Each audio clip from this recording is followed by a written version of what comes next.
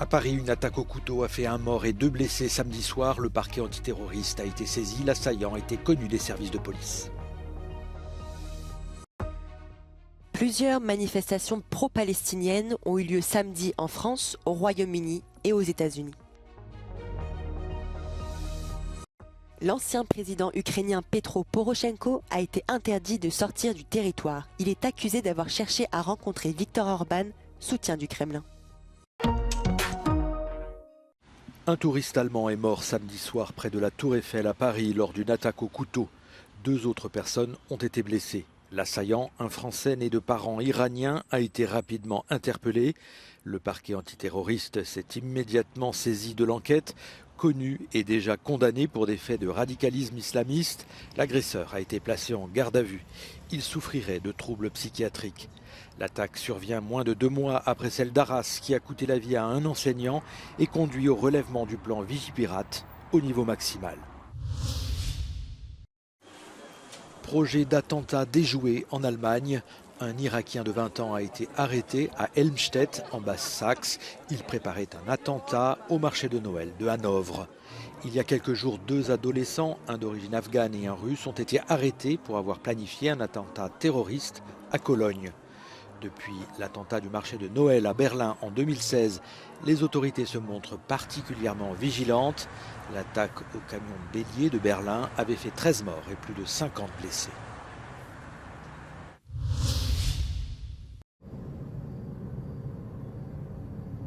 L'armée israélienne a poursuivi ses bombardements sur Gaza ce dimanche, malgré les appels internationaux à la retenue. Israël dit avoir frappé plus de 400 cibles depuis la reprise des combats vendredi. 240 Palestiniens ont été tués selon le Hamas. Le mouvement islamiste a tiré plus de 250 roquettes visant plusieurs villes israéliennes. Par ailleurs, des centaines de personnes ont manifesté samedi à Tel Aviv pour demander la libération des 137 otages toujours détenus dans la bande de Gaza. Leurs proches exigent un nouveau cessez-le-feu. Certains des captifs libérés pendant la trêve avortée se sont joints au rassemblement. La manifestation a été interrompue par des sirènes de raids aériens. Côté palestinien, plus de 100 camions d'aide sont entrés dans Gaza par Rafah. Israël avait initialement interdit l'accès aux convois humanitaires après la reprise des combats. Un de ces véhicules a été pillé par des habitants désespérés de Khan Younes dans le sud de Gaza. Plusieurs milliers de manifestants ont participé à une nouvelle marche pro-palestinienne à Paris samedi, au lendemain de la reprise des bombardements dans la bande de Gaza. Au Royaume-Uni, la coalition Stop the War a également mené une journée d'action pour la Palestine. Depuis la tribune de la COP28 à Dubaï, le président français Emmanuel Macron a par ailleurs appelé Israël à formuler plus clairement ses objectifs.